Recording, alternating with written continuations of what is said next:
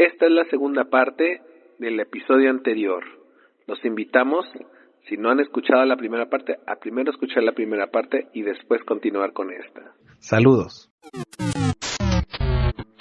Para un suspiro sin recuerdo, bienvenidos a Nostalgia Next.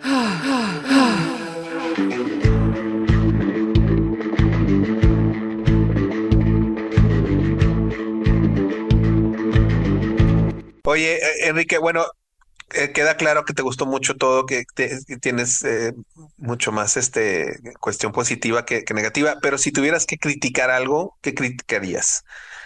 ¿Alguna escena, alguna parte, algo que mejorarías, algo que podrías tú omitir a lo mejor de la película? Si no, o sea, no es necesario, pero a veces puede ser. Fíjate que no lo tengo y tan no lo tengo que me cuesta mucho trabajo tener que revisar. Ahorita lo que estaba haciendo era revisar un poco toda la película para ver esa, para poder encontrar esa parte negativa, pero no, o sea, no te voy a decir que la disfruté, porque disfrutar ese tipo de cosas es como, pues es ser muy inhumano, ¿no? Pero cringe, como dicen ahora, es cringe. Artísticamente, cinematográficamente e históricamente la disfruté bastante, ¿no? Claro. Para mí es incluso como un tipo de documento de una realidad que pocas veces vemos, ¿no? Entonces, se me hizo chingoncísima. Muy bien. Chingoncísima. Alban, ¿qué rescatas, qué desechas? Bueno, ¿qué rescato, desecho? Pues bueno, desecho un poco que creo que no sé si por cuestiones de presupuesto, producción, a lo mejor no. Sí, exacto. Como que la edición así estuvo medio apresurada, como que deben haber cortado el desarrollo de algunas cosas, ¿no?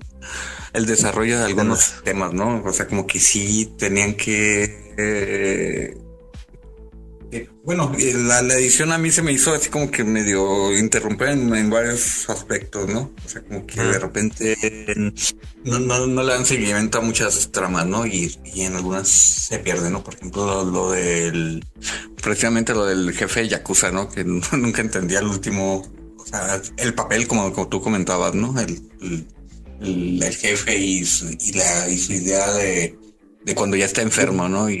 Yo, por ejemplo, supuestamente es una comedia, una sátira, y yo no encontraba el humor porque se me hacía muy trágico, pero porque no entendí de que él no estaba enfermo mortal, o sea, que no tenía, pero yo eso, ya hasta que la vi por segunda vez y tuve un poco más de contexto, dije, eso se supone que es gracioso porque no estaba muriéndose.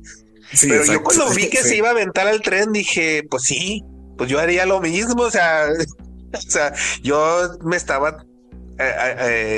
sí estaba aceptando, ¿verdad?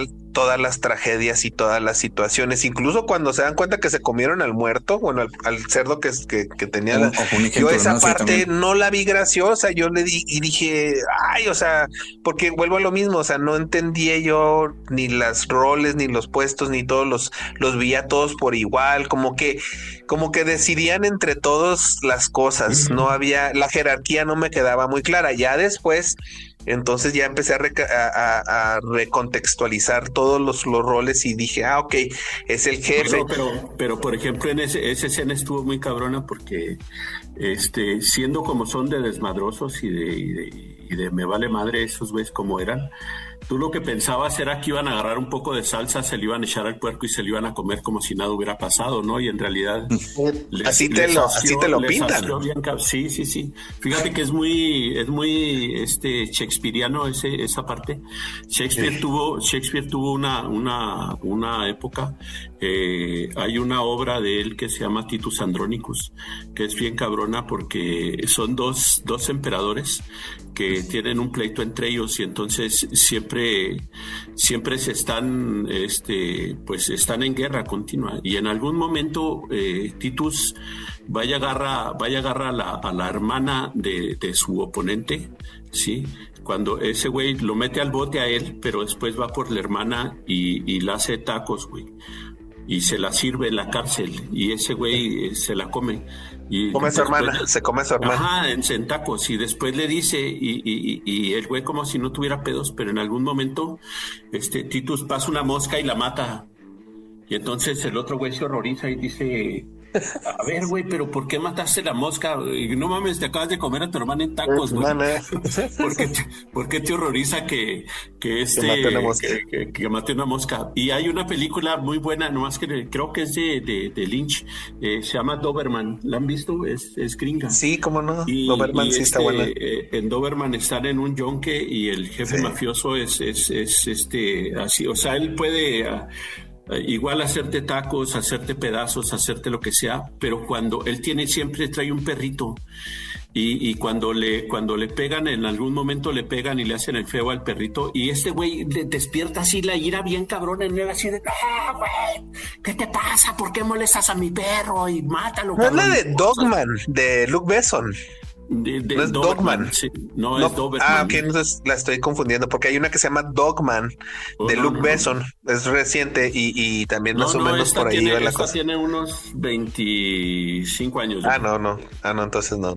Bueno, pero sí entiendo ese es el punto. Entonces, acá la comparación, en la película eso te saca de onda porque tú dices, pues igual es gente que le importa un pito, ¿no? O sea, acaban de matar a gente, que tanto tiene que agarrar la salsa, güey, agarra un poco de salsa macha y nomás que sepa bien y punto, ¿no? Pero no, o sea, todos así, ¡buah! ¿Qué te pasa, güey? No mames, me voy a morir. De ahí viene la paranoia de que se va a morir y se siente mal y todo ese rollo, ¿no? Entonces imagínate cómo a mí se me hizo genial cómo pudo de algo tan aparentemente simple que era lateral de la película, empieza a desagregar y genera toda la siguiente trama de la película, güey. Y fíjate que, o sea, y sobre todo por lo del, hasta por el nombre, no cerdos y acorazados o warships, ¿no? O buques de guerra. Pero sí también era de que tal vez hasta como por un prejuicio de haber visto otras películas y hablar de la utilización, de saber de la utilización del cerdo como uso de deshacerse de evidencia material de crímenes, ¿no? Obviamente de que los cerdos se comían a los humanos, que es una forma, bueno, no sé si muy efectiva de deshacerse de evidencia, ¿no? Yo fue lo primero que pensé cuando le recogen el cadáver, que le hablan a Quinta, oye, tráete la lancha y que no sé qué tanto. Yo lo primero que pensé es, acaba de conseguir esta chamba del cuidador de los cerdos, pues lo más lógico es pues dárselo a los cerdos para que se deshagan de la evidencia. Se me hizo lógico y dije para ahí va, pero fíjate ahí cómo este director te mueve el piso, ¿no? Porque tú podrías pensar lo más bajo de los mafiosos, como dice Enrique, y resulta que tienen ellos estándares, ¿no? Tienen límites, no serían capaces, ¿no?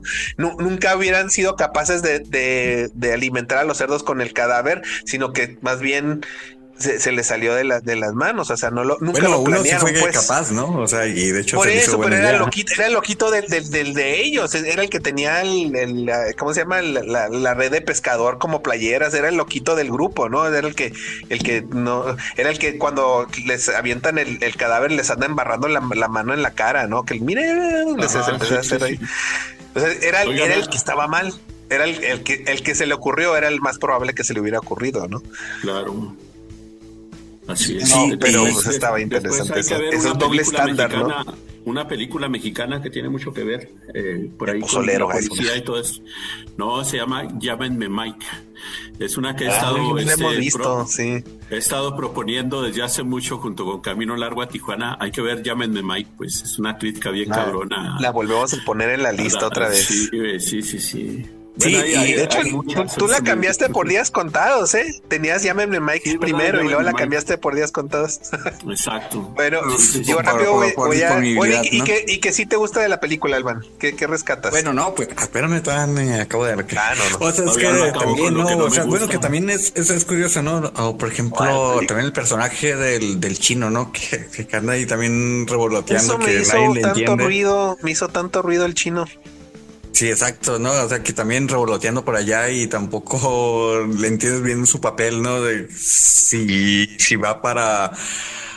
Bueno, obviamente era un chino de Hong Kong, ¿no? Un ejemplo de que tienes que deducir un poquito, ¿no? Sí, exacto. Pero también, ¿no? O sea, cómo lo tratan, cómo él se quiere tratar de dar a entender, ¿no? Que también es el motor para... de que lo ven como mal, ¿no? O sea, el mismo... Sí, claro. El mismo jefe de Yakuza, ¿no? Al último anda huyendo de él porque cree que lo va a matar y nada, que el jefe creo que quiere hacer negocios, ¿no? Sí. O sea, son las cosas que tal vez ahí, pues digo que en la producción se perdieron, ¿no? Esas historias. Yo no entendí eso, fíjate, hasta ahorita... ¿no? Y lo leí y todo y dije, ¿en qué escena? Pero sí es cierto, o sea, esas escenas eran muy confusas. Vuelvo a lo mismo, por falta de contexto. Y a lo mejor yo digo que algunos subtítulos que pudimos haber tenido, a lo mejor también eso igual nos hubiera ayudado con mucho, Elena, ¿no? Porque como comentaba... Es culpa de Elena, Enrique, todo este problema. Que en parte con los subtítulos también no ayudaban mucho. Elena hace cara de sorpresa. Sí, que no ayudaba mucho, ¿no? Los cosas más del subtitulado que había, ¿no? Y creo que hasta incluso estaba desfasado. O bueno, por lo menos en la que vi. Entonces sí era un poco así, era un poco raro, pero pues es parte, ¿no? O sea, que dices, bueno, dentro de tal vez de las limitaciones que tenía, ¿no? De producción, el director, ¿no? Obviamente, pues sí me gustó esa, ¿no? Una mirada de un director nacional, ¿no? De cómo, pues, tal vez, como tú comentas, no he leído mucho, ¿no? Como su posición que estaba allí en medio del gremio, ¿no? En esa época, ¿no? Si fue alguien perseguido, si no fue perseguido, si como dices, fue censurado y saboteado, ¿no? En su propio país. Es un tema muy interesante. Estaba leyendo y yo creo que Elena nos puede iluminar un poco más de esto, pero es un tipo que pues es de la clase media alta, ¿no? Tuvo estudios universitarios, o sea, tuvo una vida privilegiada.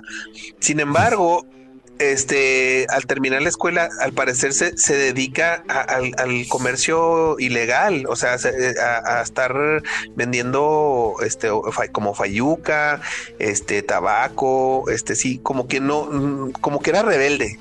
Me dio ahí a entender que era un rebelde de su cuna, de su rebeldía, de su procedencia, y de repente se vio involucrado con este Ozu, siendo su asistente, y que constantemente chocaban en las producciones, en donde pues él no estaba de acuerdo con lo que retrataba Ozu. Ozu tenía su estética, tenía sus principios, y como que era muy sabido de sus pleitos, ¿no? De que no le gusta, que como que se quejaba Imamura de decirle, oye, esto es falso, estás tú retratando una falsedad de Japón y pues no es justo. Entonces cuando él tuvo la oportunidad, él para esto ya era escritor, él ya era guionista, y él siguió escribiendo, y cuando tuvo la oportunidad de dirigir, pues eso fue lo que hizo.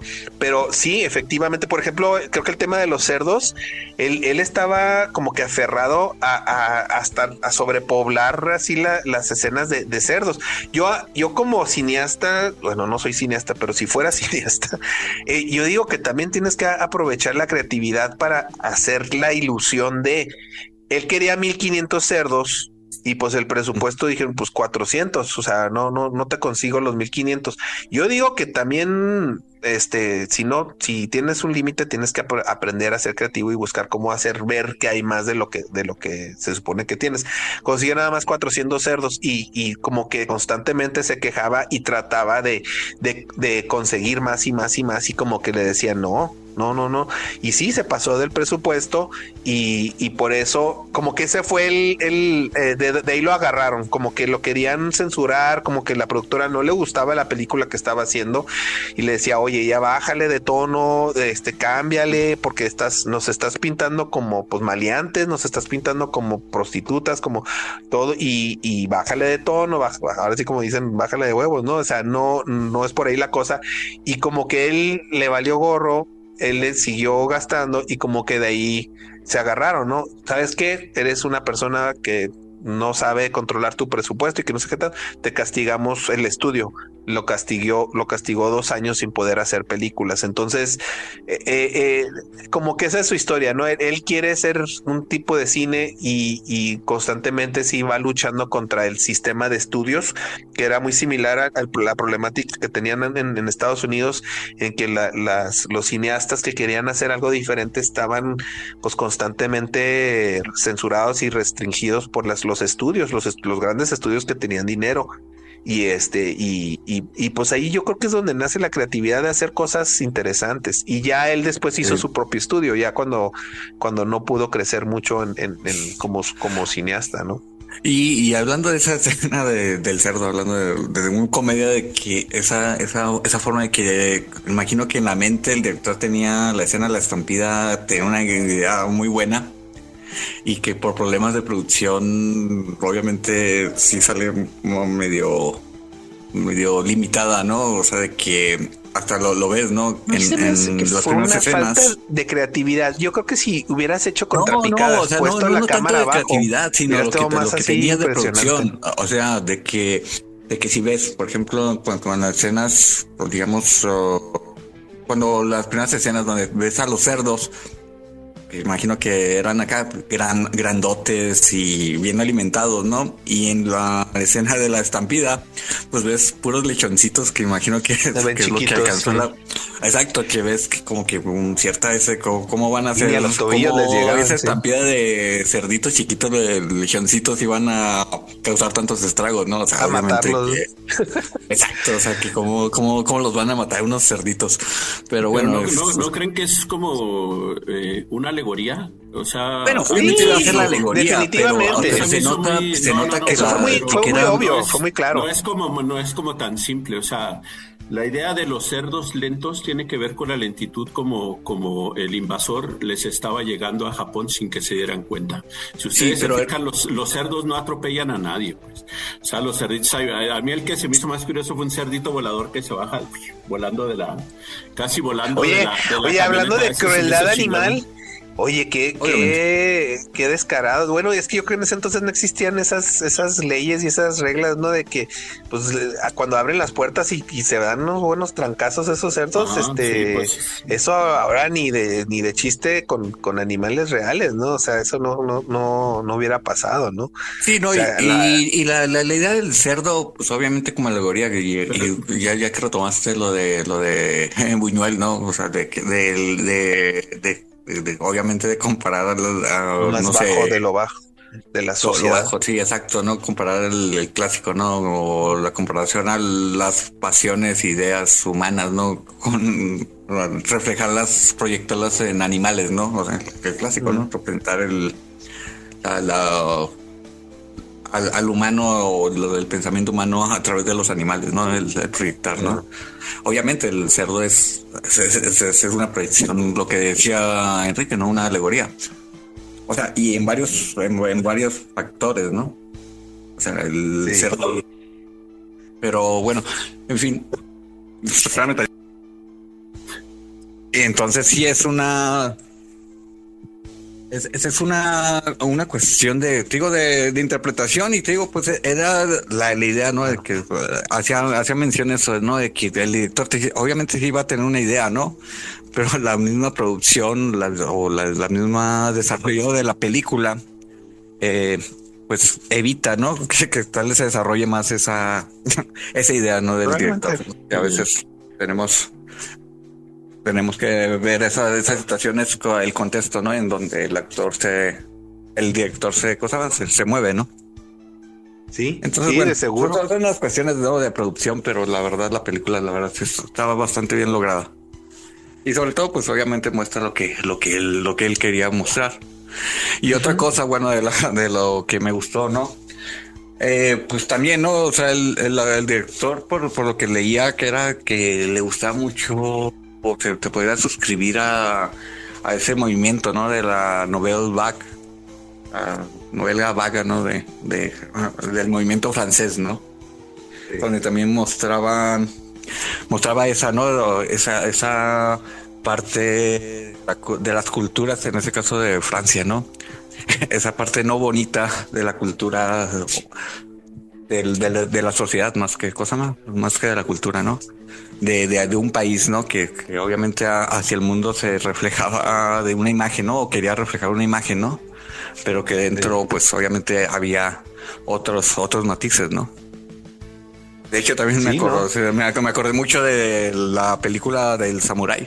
Bueno, una que recomendé que no fue muy bien lograda o tuvo buenas críticas, ¿verdad? Pero bueno, pero sí era muy parecido, ¿no? En cuanto a esa, de cómo planteaban incluso, ¿no? El mundo criminal, ¿no? Yo creo que estuvo... No sé, es que también Alain Delon era muy guapo, entonces lo que pasa es que no, es que nos falta ese contexto cultural, ese es el tema, ¿no? Por eso también a veces batallo yo con estas películas, de que no entiendo que nos están vendiendo una sátira, o no entiendo que nos están vendiendo un género, y estoy tratando de verlo con los ojos de que esto es una noir, ¿no? Esta es una película noir, o esto es una película. Y resulta que, y aparte el nombre, el de samurái, yo pensé que era de samurái, o sea, para empezar, nunca pensé que era de un fulano y un investigador privado, no sé qué, o sea, me sacó de onda completamente. Entonces, no, pero pues era la cuestión de, o sea, de la idea y la imagen que tenías, y además la idea del sacrificio.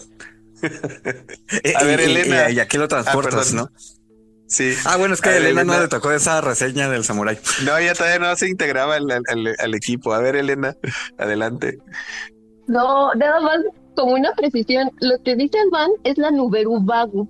La Nouvelle Vague es la nueva ola japonesa. Ya ven que la nueva ola francesa se expandió como epidemia por todo el planeta. Entonces hay nuevo cine en América Latina, nuevo cine en Europa, nuevo cine en todos lados, ¿no? Y también llega a Japón. Lo curioso de la Nouvelle Vague en Japón es que agrupa a jóvenes directores como Imamura, Kaneto Shindo, el de Onibaba, justo el director de Onibaba.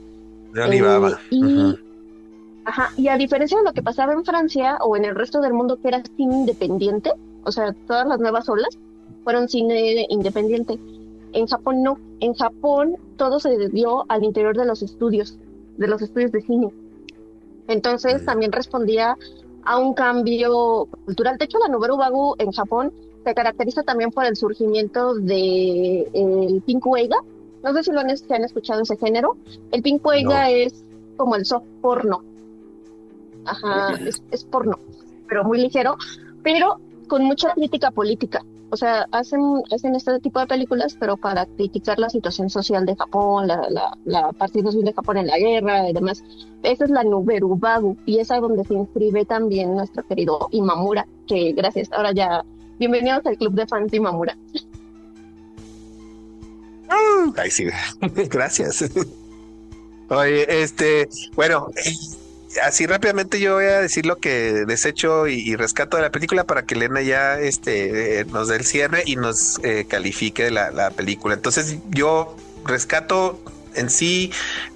La producción me encantó la narrativa, simple como dice Enrique, eso hace muy padre porque no pierdes tú la atención de todo lo que está sucediendo, la historia romántica entre Haruko y Quinta está muy muy muy bien establecida, ese amor intenso, pero a la vez esa resistencia al cambio, ¿no? Ella busca cambio, él no quiere cambiar, él como que apenas está estableciéndose, lo está siendo aceptado por la pandilla, por el grupo, él ve cierta libertad en su vida. Eso está muy interesante, como el contraste que ella tiene de sentirse, pues ahora sí que completamente hasta el cuello de broncas y de una vida pues realmente subyugada, y él dice, ya me están reconociendo, ya estoy y él en su mente, porque en realidad lo están utilizando, o sea, lo tienen como carne de cañón. Ahora sí que bien fuerte, lo están explotando a toda su capacidad, hasta que el jefe decide, ¿sabes qué? Ya déjenlo en paz, ¿no? Ya estuvo, bueno, ya abusaron. Él es muy leal, o sea, ¿cómo no ven la lealtad que él tiene, ¿no? Y ya déjenlo en paz. Eso se me hizo muy, muy, muy interesante, y eso pues le alimenta ese sentido de pertenencia. ¿Qué pasó, oye? Oye, bueno, tal vez era por la traducción de la película, ¿no? Pero yo no la hice. Hay una de las cosas que no entendí si era como que un grupo familiar donde todos eran parientes, o por ejemplo eran hermanas la novia del jefe de Tutsuji y esta Haruko, ¿no? Eran hermanas. Sí. Pero exacto, el jefe era hermano de él porque hermanos de la mafia. De la mafia.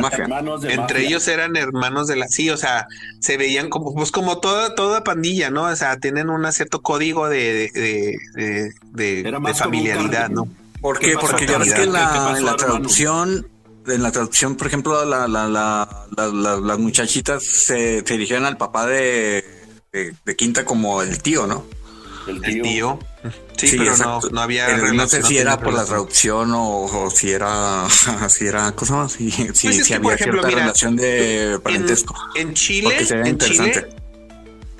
a mí me consta, en Chile a todas las señoras les dicen tía, o sea, les dicen tía, aunque no tienen ningún parentesco. Yo tengo un amigo chileno y a todo mundo les dice tía a las señoras mayores. Entonces, yo creo que a lo mejor, pues posiblemente, si es una traducción directa, posiblemente eso sea un estándar, como a los viejitos decirles abuelo, aunque no sean tus abuelos, ¿no? Ese tipo de cosas. Sí.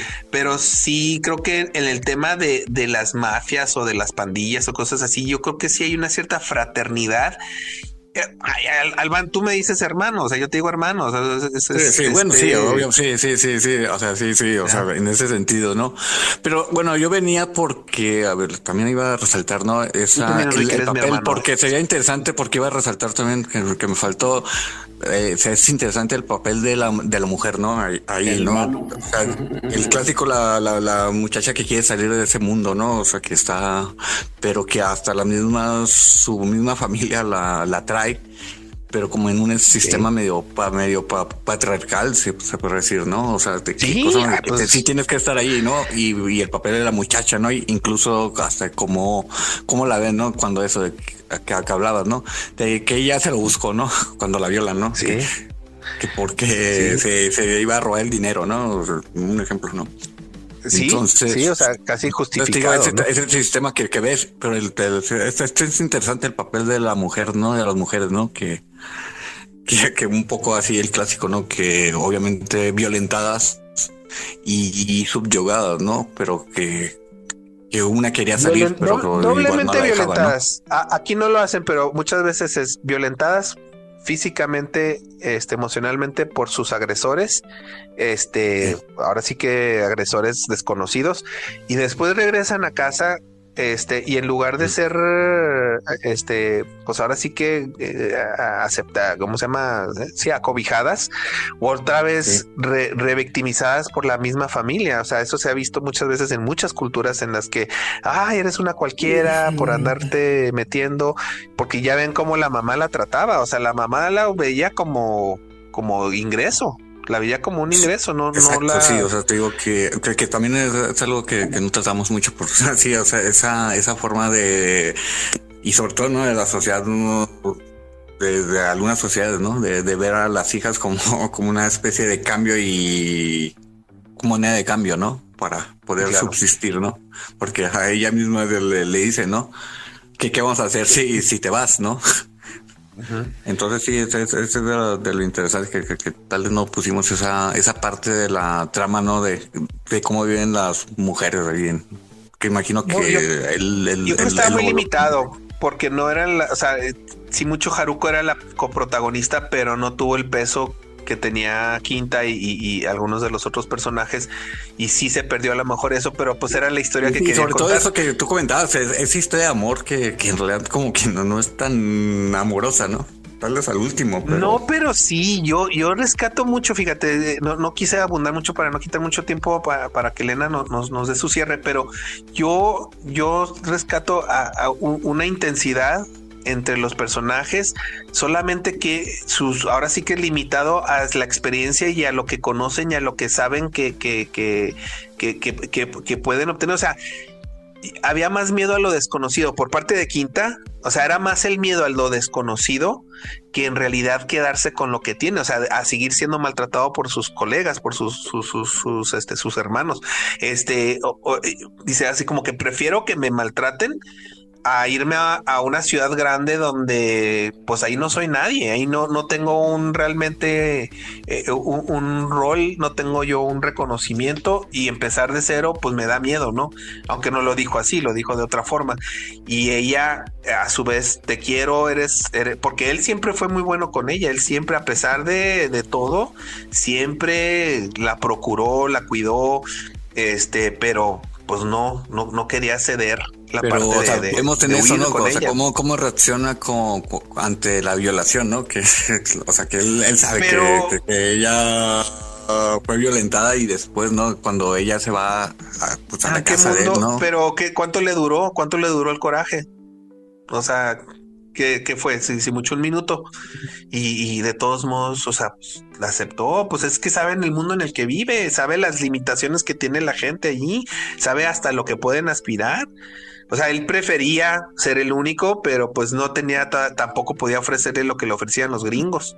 ¿Sí? Bueno, y otra cosa que también hay, ¿no? La idea de irse a la ciudad para volver a renacer su vida, ¿no? Esa es, creo que una idea que se manejó en ese tiempo, ¿no? Sobre todo eso de desarrollo, ¿no? ¿Sí? La ciudad como una tabla de salvación, ¿no? Si te vas a la ciudad, a la grande, es donde te vas a lograr, cuando, ¿no? Tienes el agua al cuello, cualquier cosa es mejor de lo que tengo ahorita, ¿no? A veces dices tú, o sea, pero esa idea que nosotros teníamos, ¿no? Y sobre todo que desarrollan, sí, claro, ahora con el milagro mexicano, ¿no? En la ciudad es donde se va a hacer todo, ¿no? Y ya me vi ese masivo, ¿no? Sí, exacto. Bueno, sí, de los puntos que se habían quedado en el tintero. ¿Cómo cierras tú tu comentario y cómo calificas la película? A mí me gusta mucho, ¿no? Obviamente. Fue la primera película que vi de Imamura. Y de ahí me enamoré de su filmografía y demás. Por ahí a Enrique de seguro le va a interesar la de La Mujer Insecto, y también tiene otra película que se llama Los Pornógrafos, que es una mirada antropológica, literal antropológica, a cómo se elaboraba, cómo se vendía y el papel que jugó la pornografía en el Japón del milagro de los 60, ¿no? Cuando se está dando como este boom económico. De la posguerra, sí. Ajá, sí. No, ya en el milagro japonés, por ahí a mediados de los 60, más o menos. Entonces comienza así como el boom, pero sí. Y es una sociedad muy patriarcal. Japón siempre ha sido una sociedad muy patriarcal, entonces las mujeres eran pues moneda de cambio. Siempre han sido moneda de cambio. En YouTube hay 4 minutos del inicio de la película. Te intriga el inicio, esos primeros 4 minutos. Tengo que ver la película después porque puse esos primeros 4 minutos y dije, órale, está interesante esta película. Pero sí me llamó la atención. Sí. Alguien puso los primeros 4 minutos. Está muy interesante. Cuando se van a filmar, ¿no? Sí, no, y que se están cuidando a ver si no, o sea, porque van ahí a la intemperie y luego no hay nadie por aquí. Vámonos, y se van a esconder para poder grabar la película, ¿no? Y luego como que graban con 5 cámaras al mismo tiempo. Está interesante, digo, a mí me intrigó mucho. Quiero verla.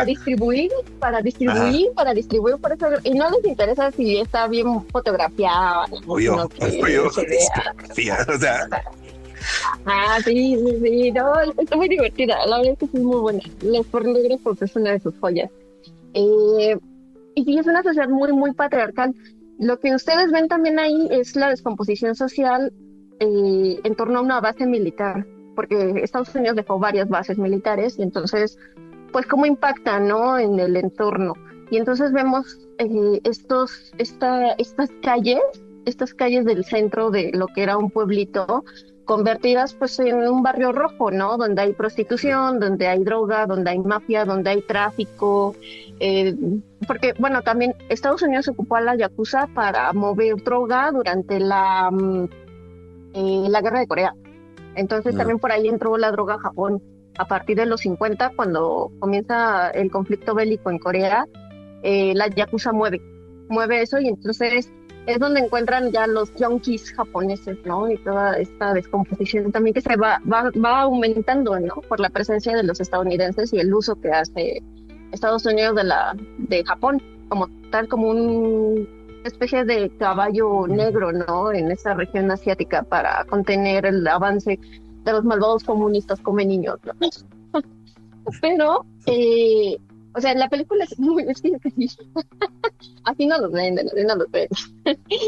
Y entonces la película retrata justamente a esta generación, porque Hinta, y su novia Haruko son adolescentes, o sea, son chavitos que crecieron después de que Japón perdió la guerra, donde no hay perspectivas, donde no hay un futuro claro, donde a la chica no le va a quedar otra más que venderse como una esposa para que se la lleven a Estados Unidos, si bien le va, o sea, al final es vender su cuerpo, ¿no? O sea, no le queda de otra para poder sobrevivir. Y la mamá está totalmente dispuesta a eso, ¿no? Porque es la miseria, o sea, con más niños, y que entendemos que esos niños también pueden ser hasta producto de violación, ¿no? Porque ya no es el papá, y sabemos que murió en la guerra, ¿no? O sea, no necesitan decirnos así en la película, es que mi papá murió, ¿no? Y no lo romantizan, porque ya no hay tiempo, o sea, ya no hay forma de romantizar esas pérdidas, ¿no? Porque son tantas y tan rápidas que no te da tiempo como de, ay, voy a llorar a mi papá, voy a estar en luto 3 años, ¿no? No, o sea, es cómo voy a ser yo madre para sacar adelante a mis hijos. O sea, pues tengo una hija mayor que está bonita, pues la vendo, ¿no? Y pagan, y que nos mantenga de eso, ¿no? Y tengo a otra hija que está creciendo y que también está bonita, pues que también la vendemos, ¿no? O sea, no te queda de otra. Quinta es otro caso, ¿no? Vemos que su papá tiene sus fotos como soldado, ¿no? Que participó en la guerra, un héroe de guerra, pero al final fue derrotado, ¿no? Y él todavía representa como esos valores tradicionales, ¿no? De decir, bueno, soy pobre, pero trabajo, ¿no? O sea, yo no puedo dar, o sea, yo no tengo, sí, o sea, yo no me siento atraído por esta mafia, ¿no? Pero Quinta sí, porque no hay de otra, ¿no? O sea, no hay salida para ellos. Y entonces cuando lo contratan para cuidar a los cerdos, pues Quinta está así como, oh, wow, sí. Y comienza a crecer más o menos, ¿no? Pues fíjate, cuando vimos, no sé si viste la de Estación Zoo, los niños de la Estación Zoo, hay una película, Christian F, se llama la película, Christian F, alemana, cuando que nos acompañó Tomás en esa ocasión, él nos dice, es que cuando en Alemania Oriental, se puso el muro y todo esto, a la juventud, a los niños se les olvidó. El gobierno no les, o sea, reconstruyeron todo Alemania, muy bonito, mucho cemento, lo que tú quieras, pero no había jueguitos, no había canchas de deportes, o sea, no había dónde jugar, no había qué hacer. Entonces los chamacos, ¿qué hacían? Pues se iban a donde veían movimientos, se iban a los antros, aunque eran menores de edad, y como no los dejaban entrar a veces, pues se quedaban en ese círculo y estaban expuestos a ¿qué? A drogas, y como no tenían dinero para pagar las drogas, se prostituían, y o sea, era la realidad que vivían. Entonces esa decadencia que sufrió Alemania antes de que tiraron el muro, pues fue por un abandono completo del Estado. El Estado dijo, pues no, esto no es importante, ¿no? ¿Y qué pasó? Pues se vino toda esta problemática de chamacos, pues de vagos y criminales hasta cierto punto. Entonces yo creo que era la misma realidad de Japón. Después de la guerra, hay una reconstrucción, pero hay ciertos sectores a los que pues no se les hizo caso, ¿no? ¿Y cuál es la alternativa? Sí, Pues no, el crimen organizado. Bueno, Claro. y también, obviamente, también era una vida de subsistencia, ¿no? O sea, por ejemplo, era raro, y bueno, igual hasta un momento, tú que viste en Estados Unidos, Del Monte es hay una marca, también, Sí. también está. Sí, de catsup, de salsa de tomate, de condimento, pues. Sí, ¿no? O sea, por ejemplo, ¿no? Que están comiendo las piñas en almíbar, ¿no? Ándale, té conservado, sí. Pero allá la pronuncian Del Monte. Bueno. Es que son las obras, ¿no? Es lo que les llega de Estados Unidos, ¿no? Y de lo que... De los gringos, de los soldados. De la base militar, ¿no? Porque viven en la miseria. Y entendemos que era un pueblo pescador, ¿no? O sea, sabemos cómo se descompuso. Y luego la calle, este barrio rojo que se construye, en primer lugar se construye para los estadounidenses, ¿no? Para entretenerlos. Claro. Por eso todos los letreros están La en zona inglés. roja. No, ¿qué? El distrito rojo, ¿cómo le llaman? El distrito rojo. Pero también, o sea, casi no se sabe, pero en realidad el gobierno japonés, cuando pierden la guerra en 1945, pues dice, no, pues van a llegar aquí los soldados estadounidenses, hay que construir lugares de entretenimiento. ¿Y cuáles eran esos lugares de entretenimiento? Pues una especie de casas de consuelo o prostíbulos, donde el gobierno sacaba anuncios, así se les llamaban las mujeres de consuelo. El gobierno japonés sacó anuncios en los periódicos ofreciendo trabajo, ofreciendo vivienda y ofreciendo ropa, comida, todo, ¿no? Entonces las mujeres de las zonas rurales llegaban engañadas a esos lugares y pues, sorpresa, ¿no? O sea, las obligaban a prostituirse y a servir a los soldados estadounidenses. Y luego, pues se les viene una epidemia de ETS a los soldados gringos, y entonces MacArthur, el que estaba a cargo del gobierno japonés, dice, no, es que la prostitución no está dentro de los valores democráticos de Estados Unidos, y entonces hay que prohibirla. Y entonces vemos que la policía comienza a tener a generar redadas al interior de esos barrios rojos para supuestamente atrapar a las prostitutas, ¿no? Y castigar a los militares que andaban ahí de promiscuos también, entre ellos también. Ay, no. Entonces, o sea, lo que hace Imamura es dar una radiografía, sí. Imamura hace una radiografía de lo que estaba pasando en Japón a principios de los 60, ¿no? O sea, mientras que Japón estaba como despertando económicamente a lo que se conoce como el milagro japonés, pues él dice ¿no? O sea, esto no es bonito, esto es la realidad de Japón, ¿no? O sea, no es nada más que vamos a tener tren bala, ¿no? El primer tren bala del mundo, sino toda la descomposición social que existe a causa de haber perdido una guerra a la que fuimos arrastrados pues, por valores muy tradicionales también del Bushido, y por otro lado es lo que hace Estados Unidos una vez que llega a tu país, ¿no? O sea, todo lo que impacta.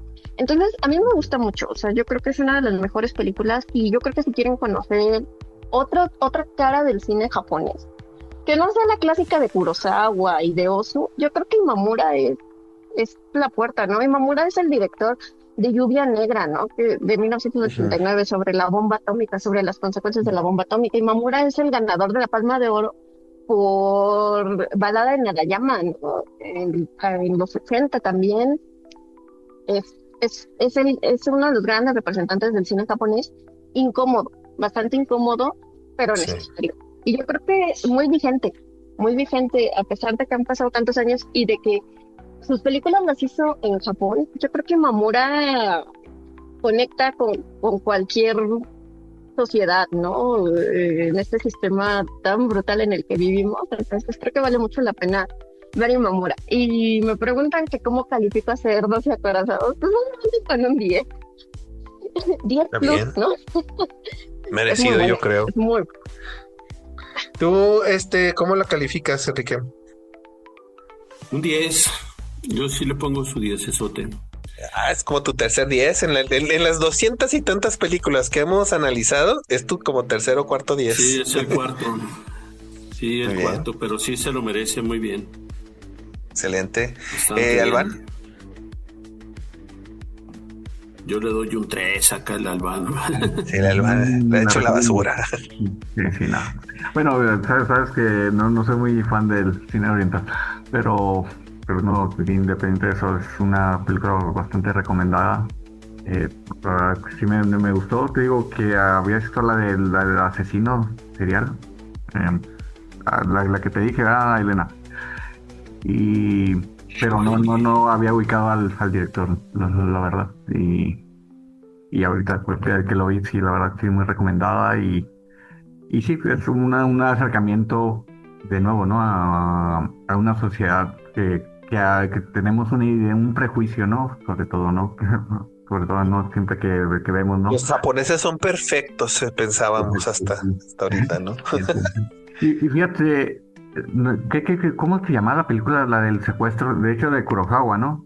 La de donde secuestran al empresario. Sí, High and Low. High and Low está buenísima. El infierno del odio. Ajá. Sí, exacto, pero que ves, ¿no? Esa idea que se tenía de Japón antes de la posguerra, ¿no? Que el desarrollo japonés antes de la guerra, ¿no?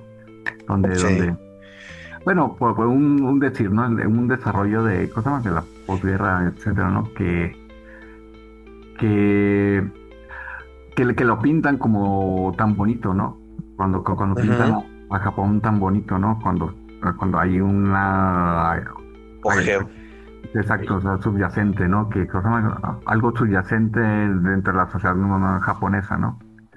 Entonces esa idea de que por una parte la pintan bonito y en otra parte la pintan como tal vez, no como es, sino que es un aspecto que se trata de, pues como dices, ¿no? De dejar a un lado, ¿no? Sí, claro. Entonces sí, es una película, bueno, ya volviendo, ¿no? Recomendable, ¿no? O sea, la verdad que es muy recomendable y adelante. Excelente.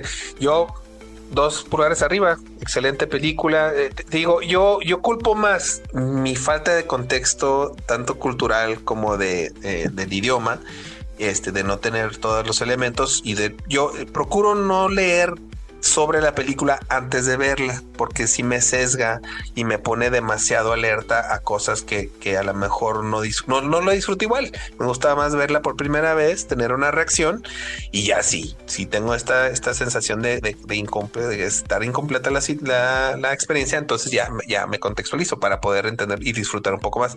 Pero sí, de primera instancia visualmente estuvo muy agradable, y después aunque tuviera yo esas problemáticas interculturales y de idioma, no me importó, o sea, pude seguir, o sea, como dice Enrique, la narrativa es simple y es fácil de digerir todo lo que está sucediendo.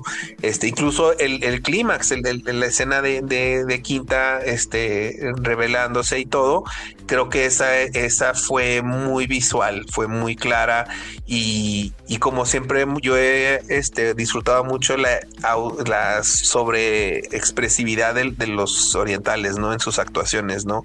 Que le da todo el sabor a la película. Entonces la forma en que grita y que ya harto de todo mundo, ¿no? Ya estuvo, ¿no? Ya párenle. Y eso creo que fue lo que me hizo disfrutar muchísimo la película. Entonces 2 pulgares le doy. Elena, y pues Elena, si tiene ahí el archivo de los pornógrafos, sería bueno que lo socializara, ¿no? Sí, páselo para verla. De hecho, yo tengo toda la filmografía de Imamura, porque ¿sí? soy su fan. No, pues Ajá, si hay y una tiene carpetita ahí, mirada muy antropológica. una carpetita por ahí y nos pasas la liga, estaría chido. Hace poco di un curso solo de él, solo de la filmografía de Imamura. Se dedicó también a hacer documental.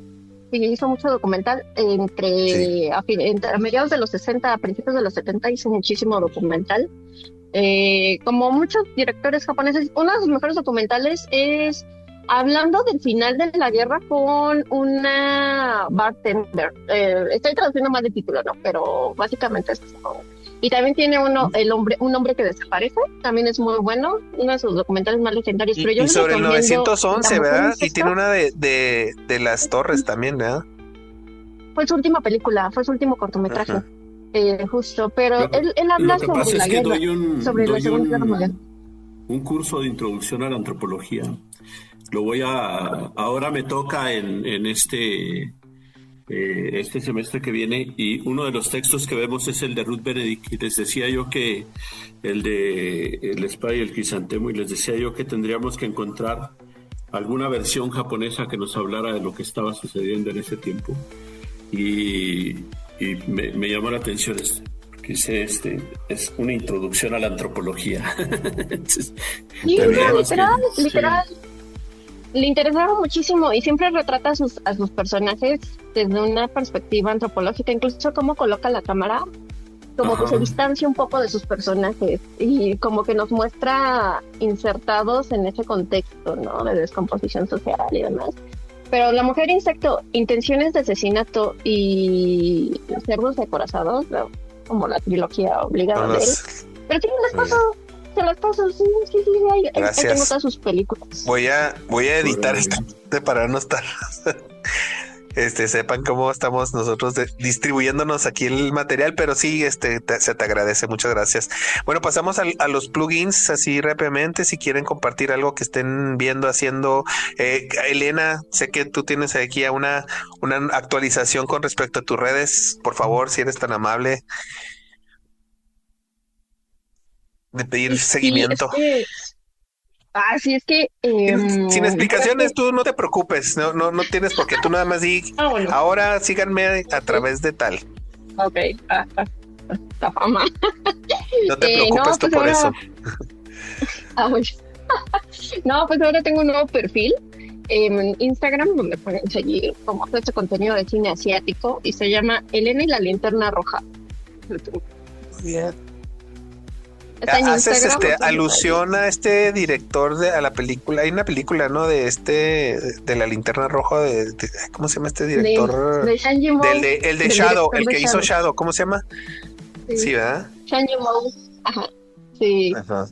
Sí. Órale. Justo. Entonces ahí ya Elena, la Linterna Roja, ¿cómo es? Elena y la Linterna Roja. Elena y la Linterna Roja, @ y Elena y la Linterna Roja, como quien dice, así te pueden localizar, ¿verdad? Básicamente, sí, de corrido. Súper sin bien. espacios. Ok, muy bien. Muy bien, gracias. ¿Alguien más quiere hacer promoción o quieren compartir algo? Bueno, yo vi la última temporada de Voice. que no la he visto. ¿Qué tal? O sea, yo le perdí la pista después creo que ni terminé la tercera temporada. Sí, precisamente ahora después de ver la película, mucha diferencia, ¿no? Estaba con un y estamos viendo el final de The Voice. ¿Sí?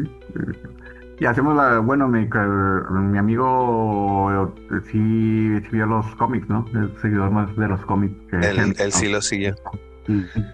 Y pues se hacía la comparación, ¿no? De toda la serie, ¿no? Sí. Es comparación obligada, ¿no? Y pues el clásico, ¿no? Que es cómo se termina una serie, ¿no? Cualquiera, ¿no? De cualquier tipo, ¿no?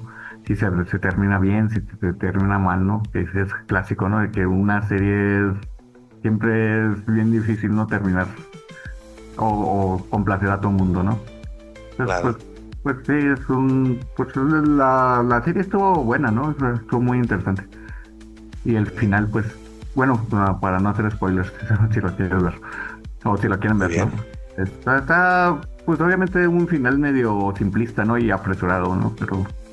Pero está interesante. Y de hecho lo que me comentaban que sí el final de Homelander es como en el cómic, ¿no? Por lo menos el final lo terminan igual. Sí, como ok, muy bien.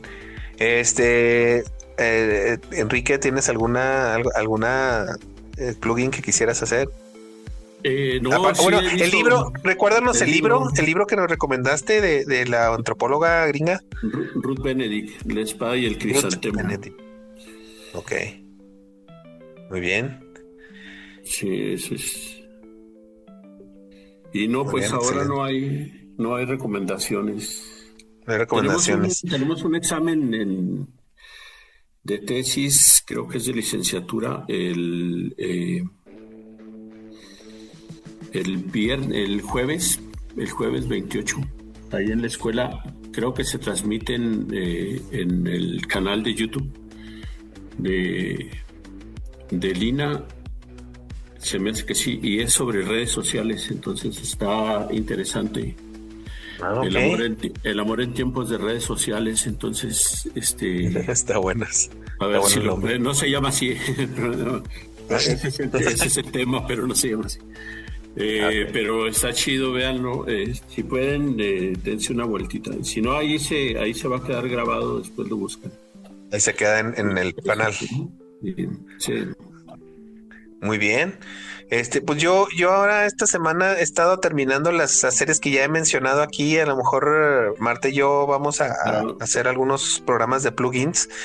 Pero he estado terminando de ver Margaret tiene problemas de dinero en Apple TV. Está buena, está interesante, está bonita. Y hablando de pornografía, y la de Amigos y Vecinos en la segunda temporada con John Hamm, y Amanda Pitt.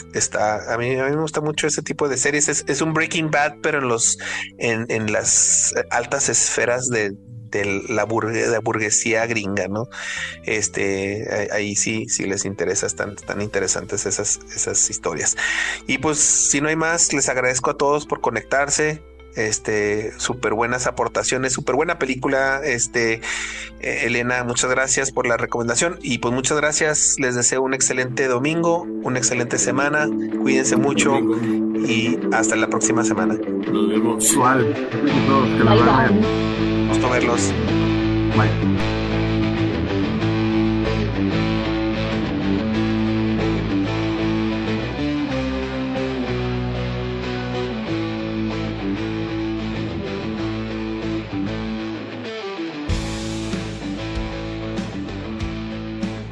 Nostalgenex es un podcast grabado por Producciones Broadcast con aplicación Zoom de manera remota en varios puntos geográficos del continente americano. Producción: Marta Soto, Enrique Soto, Carlo Bautista, Jorge Bautista y Arnoldo Bautista. Coproducción: Tomás Gemperlein y Albán Ríos. Diseño, edición y mezcla de audio: Arnoldo Bautista. Diseño gráfico: Carlo Iván Bautista, Marta Soto y Arnoldo Bautista. Composición del intro y outro musical: Arnoldo Bautista. Relaciones Públicas y Administración de Comunidades: Marta Cecilia Soto. Idea original: Mauricio Carreón, Julián Montes y Arnoldo Bautista. Si les gusta, no olviden ponernos un like y visiten nuestras redes sociales. En Facebook e Instagram nos encuentran como Producciones Broadcast. En Spotify y Amazon Music estamos como Nostalgenext.